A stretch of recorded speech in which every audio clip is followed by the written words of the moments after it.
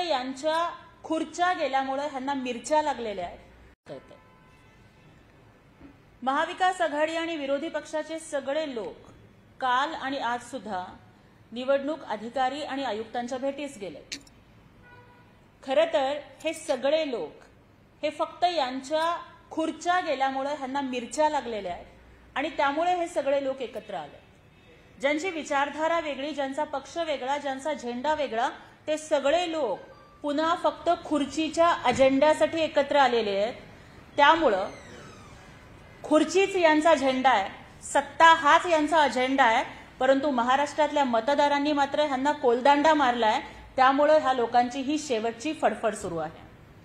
हे जे सगळे लोक आज एकत्र आलेले आहेत ना, ते पाण्या वाचून मासा जसा तडफडतो त्याप्रमाणे सत्ते वाचून ह्या लोकांची फडफड चालू आहे आणि ती फडफड दूर करण्यासाठी, सत्तेसाठी आणि खुर्चीसाठी हे निवडणूक आयुक्तांच्या भेटीला गेलेले आहेत। मला आज त्यांना हा प्रश्न विचारायचा आहे की अरे बाबांनो, लोकसभेच्या निवडणुकांमध्ये याच मतदार याद्यांवर तुम्ही निवडून आलात, तुमचे खासदार जास्त निवडून आले, तेव्हा मतदार याद्या तुम्हाला चांगल्या होत्या आणि केवळ 6 महिन्यांच्या नंतरच्या विधानसभा निवडणुकांमध्ये तुम्हाला पराभवाचा सामना करावा लागला। मग लगेच निवडणूक याद्या वाईट, मग लगेच निवडणूक आयोग वाईट, मतदार याद्या वाईट, अशा पद्धतीचं फेक नॅरेटिव्ह आणि रडगाणं तुम्ही किती दिवस चालवणार आहात? खरं तर हिंदू हृदय सम्राट वंदनीय बाळासाहेब ठाकरे हे डरकाळी फोडायचे। काही दिवसापूर्वी ह्या लोकांनी हंबरडा फोडला आणि आता ते 2 दिवसापासून रडारड करतायत। थोड्या दिवसांनी हे म्यावम्याव जरी करायला लागले ना तरी सुद्धा आम्हाला आश्चर्य वाटणार नाही।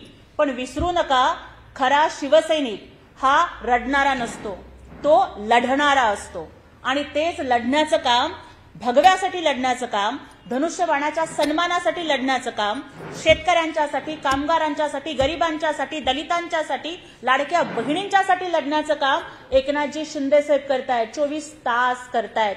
म्हणून मतदार आणि जनता त्यांच्या सोबत आहे। अशा पद्धतीनं फक्त रडगाणं गाऊन कधीच जनता सोबत राहत नसते आणि त्यामुळेच मला असं वाटतंय की ह्या सगळ्या विरोधी पक्षांचं असं चाललंय की रोग रेड्याला आणि इंजेक्शन पखालीला असं चाललंय। अरे बाबांनो, तुमची जनतेशी नाळ तुटली आहे, तुम्हाला जनतेच्या समस्या कळत नाहीयेत आणि दुसऱ्या बाजूला महायुती सरकार, माननीय उपमुख्यमंत्री एकनाथजी शिंदे साहेब अत्यंत संवेदनशील पद्धतीनं जनतेच्या समस्या जाणून घेऊन त्या सोडवतायत, थेट त्यांच्यापर्यंत मदत पोहोचवतायत, म्हणून त्यांचं नेतृत्व जनतेला भावतंय। आणि मला एवढंच सांगायचंय की चाणक्यांचं एक सुप्रसिद्ध असं विधान आहे कि जब पूरा विपक्ष एक हो जाए तो समझ लेना कि राजा ईमानदार है। आणि आज हे सगळे विरोधी पक्षाचे लोक एकत्र आले आहेत, याच्यावरून महाराष्ट्राच्या जनतेला कळतंय की महायुती सरकार आणि माननीय एकनाथजी शिंदे साहेब असतील, माननीय देवेंद्रजी फडणवीस असतील किंवा अजितदादा असतील, हे अत्यंत प्रामाणिकपणानं जनतेच्या समस्या सोडवतायत, लोकहिताचे निर्णय घेत आहेत आणि त्यामुळं जनता विरोधी पक्षाच्या या रडगाण्याला भाव देणार नाही, ती महायुतीच्याच सोबत उभी राहील आणि स्थानिक स्वराज्य संस्थांच्या निवडणुकीत पुन्हा प्रत्येक ठिकाणी भगवा झेंडा फडकेल आणि महायुतीचंच सरकार प्रत्येक स्थानिक स्वराज्य संस्थांमध्ये येईल, याचा आम्हाला आत्मविश्वास वाटतो।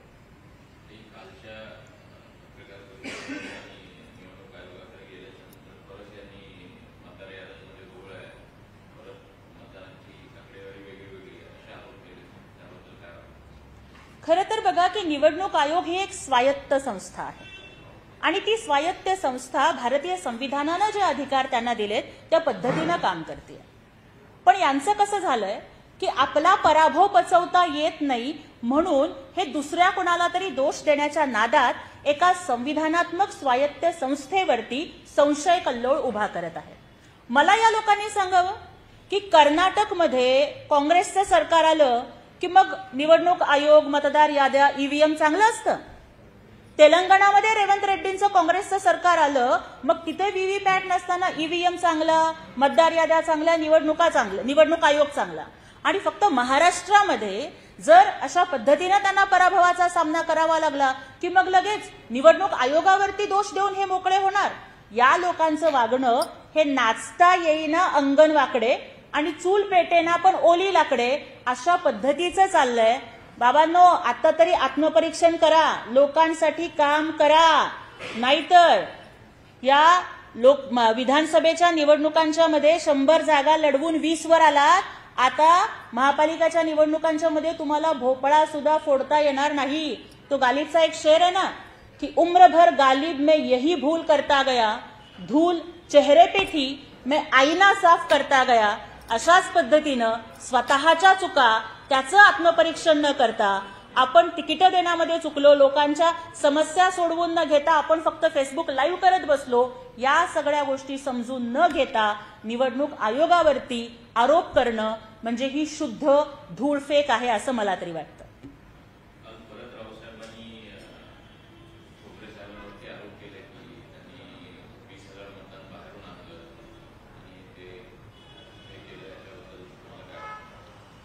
हे बघा, त्याच वेळेला आदरणीय भुमरे साहेबांनी स्पष्टीकरण दिलेलं आहे की त्यांच्या मतदारसंघामधून जे लोक नोकरीसाठी शिक्षणासाठी बाहेरगावी गेलेले होते अशा मतदारांना मतदान करण्यासाठी ते आपल्या मतदारसंघात घेऊन आले.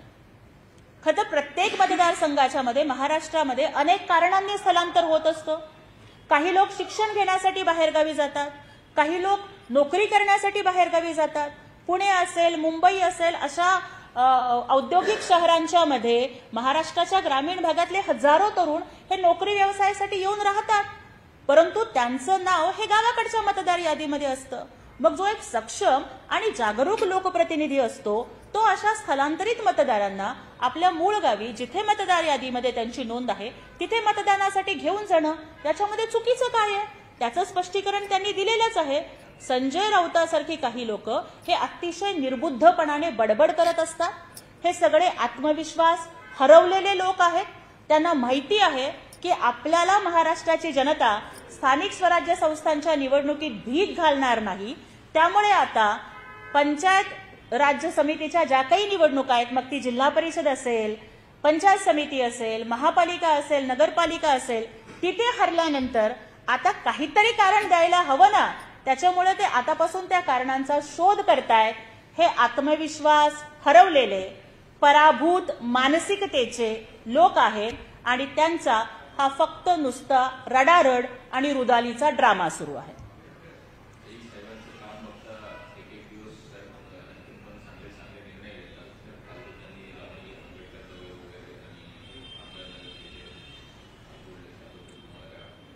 होय, आम्हाला अभिमान वाटतो की आमचे नेते, शिवसेनेचे मुख्य नेते, संवेदनशील उपमुख्यमंत्री एकनाथजी शिंदे साहेबांच्या नेतृत्वाखाली महाराष्ट्राच्या विकासाचा रथ या महायुती सरकारमध्ये अत्यंत गतिमान आहे. कालच महायुती सरकारने रमाबाई आंबेडकर नगर आणि कामराज नगर इथे 17,000 घरांच्या प्रकल्पाचं भूमिपूजन केलं. काल 14 ऑक्टोबर. डॉक्टर बाबासाहेब आंबेडकरांनी जे धम्मचक्र प्रवर्तन केलं त्या पावन दिवशी रमाबाई आंबेडकर नगर आणि कामराज नगर मधील माझ्या दलित बांधवांच्यासाठी घरं देणाऱ्या प्रकल्पाची सुरुवात झाली. कारण रमाबाई आंबेडकर नगर हे फक्त एक नगर नाहीये, तर ते न्यायाच्या चळवळीचं प्रतीक आहे, अन्यायाविरोधाच्या जागृतीचं प्रतीक आहे आणि दलित अस्मितेचा आणि जागृतीचा आवाज आहे. तिथे अनेक वर्ष जो प्रकल्प रखडलेला होता, पृथ्वीराज चव्हाणांच्या काळामध्ये जिथं फक्त कागदी घोडे नाचवले गेले, काहीच काम केलं नाही, तिथल्या माझ्या समाज बांधवांना बेघर म्हणजे त्याच परिस्थितीमध्ये खितपत ठेवलं गेलं. आज त्यांना न्याय देण्याचं काम महायुती सरकारच्या माध्यमातून आदरणीय एकनाथजी शिंदे साहेब करत आहेत. आणि त्यामुळं आज आम्हाला अत्यंत अभिमान वाटतो की हिंदू हृदय सम्राट वंदनीय बाळासाहेब ठाकरेंनी जे स्वप्न बघितलं होतं मुंबई झोपडपट्टी मुक्त करायचं, ते स्वप्न पूर्ण करण्यासाठी आदरणीय एकनाथजी शिंदे साहेब काम करत आहेत. येणाऱ्या काही दिवसांच्या मध्ये 2 लाखांपेक्षा जास्त घरं ही मुंबईमधल्या झोपडपट्टीवासियांना, सफाई कामगारांना, पोलिसांना, मागासवर्गीयांना, लाडक्या बहिणींना दिली जातील आणि मराठी माणूस हा मुंबईच्या बाहेर जाण्याची प्रक्रिया थांबेल. ज्या लोकांनी आयुष्यभर फक्त मराठी माणूस आणि मराठी भाषेवरती फक्त आपल्या राजकारणाची पोळी भाजून घेतली, परंतु मराठीसाठी काहीच केलं नाही ना, त्यांना सक्षमपणे उत्तर देण्याचं काम आदरणीय एकनाथजी शिंदे साहेबांच्या माध्यमातून, महायुती शासनाच्या माध्यमातून होत आहे. रमाबाई आंबेडकर नगरमध्ये जी 17,000 घरं होत आहेत, तिथे सन्मानानं जे बांधव राहायला जातील ना, तो खऱ्या अर्थानं सामाजिक परिवर्तन आणि सामाजिक समतेच्या नव्या लढ्याची ती सुरुवात असेल. त्यांना मग घरभाडं देणं असेल किंवा सरकारी यंत्रणांच्या माध्यमातून तो रखडलेला गृहप्रकल्प गतिमान असेल, त्या प्रत्येक वेळेला संवेदनशीलपणे आणि तत्परपणे निर्णय घेण्याचं काम हे आदरणीय एकनाथजी शिंदे साहेबांनी केलं. त्यामुळे महाराष्ट्रातील तमाम जनता आणि ह्या मुंबईमधला समस्त मराठी माणूस त्यांना दुवा देत आहे.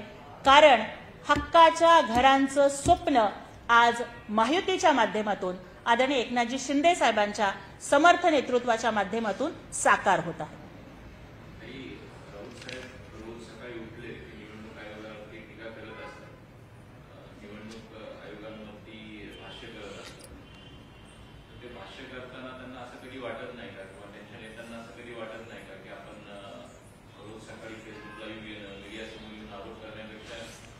आपण एक लिगली निवडणूक आयोगाच्या अपोजिट गेलं पाहिजे हे असं वाटत नसेल का? जर तसं वाटत नसेल तर ते फक्त जनतेची एक मनोरंजनात्मक स्क्रिप्ट तयार करतात असं वाटतं तुम्हाला? खरं तर राऊत असतील किंवा उबाठा, त्यांनी हिंदू हृदय सम्राट बाळासाहेब ठाकरेंचे विचार हे कधीच मोडीत काढलेले आहेत. ते तर आता काँग्रेसचा वारसा चालवत आहेत. त्यामुळे देशामध्ये जो काही राजकीय ड्रामा राहुल गांधी किंवा काँग्रेस करत आहे ना, निवडणूक आयोगावरती संशय घेण्याचा, त्याचाच वारसा हे लोक राज्यामध्ये पुढे चालवत आहेत. राहुल गांधींनी जी प्रेस कॉन्फरन्स घेतली आणि तेव्हा एका पत्रकारांनी विचारलेल्या प्रश्नाला उत्तर देताना ते स्पष्ट म्हणाले ना की लोकशाही वाचवण्याचं काम माझं नाहीये, मी फक्त आरोप करणार कारण मी विरोधी पक्ष नेता आहे. अगदी त्याच पद्धतीनं महाविकास आघाडीतले हे सगळे नेते मंडळी फक्त आरोप करतायत. जर यांच्याकडे खरेच पुरावे असतील तर मग हे न्यायालयात का जात नाही?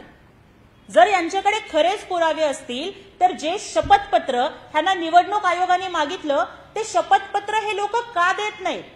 म्हणजे समजा एखाद्याला बरं वाटत नसेल तर घरामध्ये बसून माझं हे दुखतंय ते दुखतंय म्हणण्यापेक्षा डॉक्टरांच्याकडे गेलं तर तुम्हाला औषध मिळेल ना. मग जर खऱ्याच पद्धतीने जर अशा काही त्रुटी असतील, जर अशा काही चुका असतील आणि तुमच्याकडे जर त्याचे पुरावे असतील तर जा पोलिसांच्या मध्ये, जा न्याय व्यवस्थेमध्ये. परंतु या लोकांना कुठल्याही पद्धतीनं या गोष्टी करायच्या नाहीयेत कारण त्यांच्याकडे सबळ पुरावे नाहीयेत. त्यांना फक्त आपल्या पराभवाचं खापर हे कुणावर तरी फोडायचं आहे आणि त्यासाठी ते या पद्धतीचा पॉलिटिकल फार्स उभा करत आहेत.